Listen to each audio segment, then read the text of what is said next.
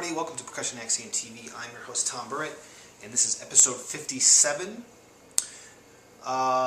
Before we get on with today's Axiom, I wanted to just thank you guys for hanging in there without me for 3 weeks. It's been a long time since our last post, the last show. I think probably the longest time ever, and I apologize for that. But I can only do this when I can, and we had finals week last week. Just did my last final yesterday, etc. A little bit on the road, the week before that. Tons of family stuff going on. So anyway, thank you for hanging out and waiting on that. I appreciate that very much. So the last couple of days I've been investing quite a bit into researching the new PAS site. And so that's where we're going to go today for today's show. This is a really important topic. So today's axiom is embracing change. And I just wrote a blog post on thomasburritt.com about this that maybe gets into some more specifics, but I wanted to highlight a few things here. So the first thing is, the title of my blog post was A Bold and Necessary Move. And that's exactly what I think this is. Okay, this is something that I think PAS had to do. It's a pretty progressive move, actually, which, you know, to me, I really like that. I really like that they're looking forward, they're trying to be relevant, they're addressing the trends that are going on.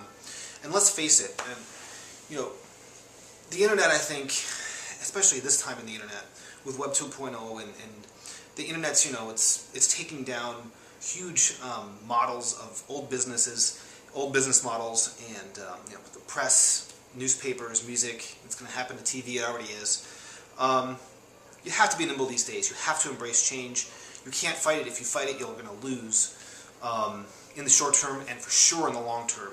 And so I think this is really what I'm hoping they're thinking over at PAS. Now, I don't have really much contact with them about this, and so I'm just kind of bringing these thoughts to the table because I think they're important, not just for percussionists, but for anybody who's trying to survive in this atmosphere where everything is changing to the degree that no one can really keep track of it. So I want to just talk about some of the things that I've learned over the past couple days and encourage you guys to check them out. So I think what the real focus of the site is turned into now is really about social media and Web 2.0. If you notice when you go there, there's at the top right corner of pas.org, there is social website integration with Facebook, Twitter, and I think MySpace is the other one. So right away, that's a sign that they're trying to be relevant. That's great. You know, you could argue they probably should have done that years ago.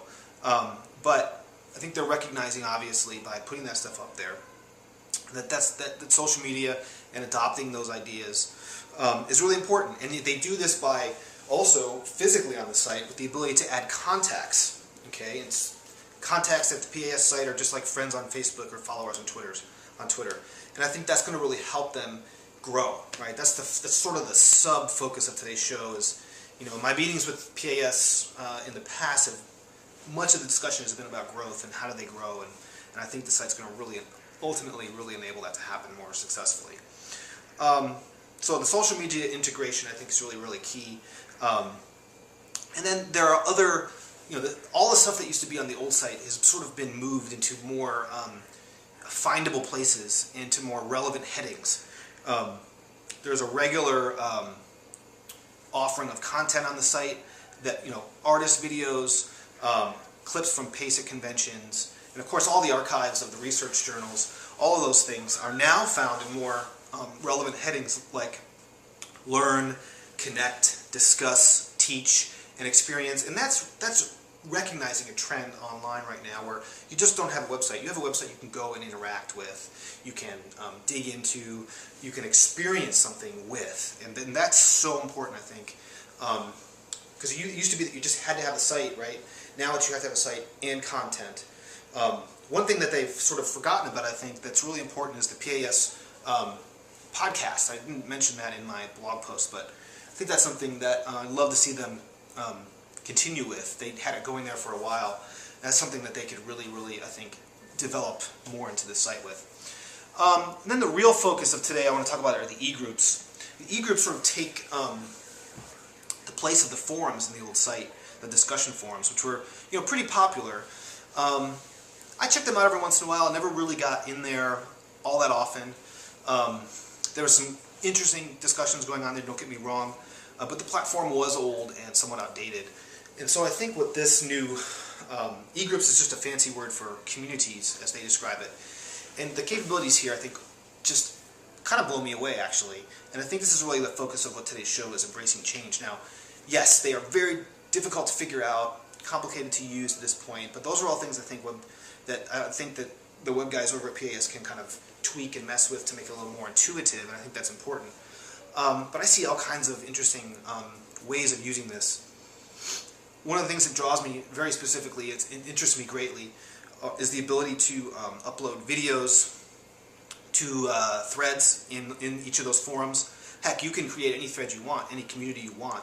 I think I was in there the other day and I saw a Flexatone community, so I'm not sure how serious that is, but if it is, hey, that's great. People who are really passionate about Flexatone. But the point is, you can actually create whatever niche sort of content or group that you want, and within those, you can upload documents, like Word documents. You can upload, or text documents. You can upload photos. You can upload videos. So here's where the user is being really empowered, because they can use this technology in whatever way they want, right? I mean, that's one thing that fascinates me about all these social networking sites like Facebook and Twitter, is that people are using them in ways the creators probably never anticipated. And I think that's something to watch with these e-groups, because I can see brainstorming sessions. One person might want to upload a photo of something, one other person might want to upload a video. Then you've got this really cool sort of weblog of ideas, brainstorming ideas. Excuse me. I also think that you could have online meetings. PS could even use something like this internally to, since they have often meetings or members of committees that are in all different parts of the country. This reminded me a little bit of Google Wave, which is still sort of on beta, I think, right now, and not a lot of people have even seen it. You sort of have to get an invite. And by the way, I think I have invites to Google Wave. If you're interested, let me know. I'll send you an invite. But it's all about real-time interaction. Someone may want to upload a photo or a video. If it happens in real time as you're watching it, it's just one place you can go to have some sort of meeting place and be productive. So this isn't quite in real time, and it isn't quite Google Wave-ish from that specifics of real time and everything happening as you see it on the screen, but it is pretty close to that. So I think this is one area of the site that's kind of blows me away and is almost really, really, really far forward thinking in what's ahead as far as the internet and online tendencies go. So I don't know if that's something that PAS intended, but I hope so. Searching is also really, really deep. I mean, you can search pretty much anything. Yeah, it takes a little effort, but the searching capabilities is very, very impressive. And the other thing is getting feedback, or getting notified, of comments that others might leave. It comes to you. You can set it up so it totally comes to you. You don't have to go to the site anymore to look and see what's been left. You can get an email notification. You can get a daily email. You can get a real-time, as comments are being left, you can get notified.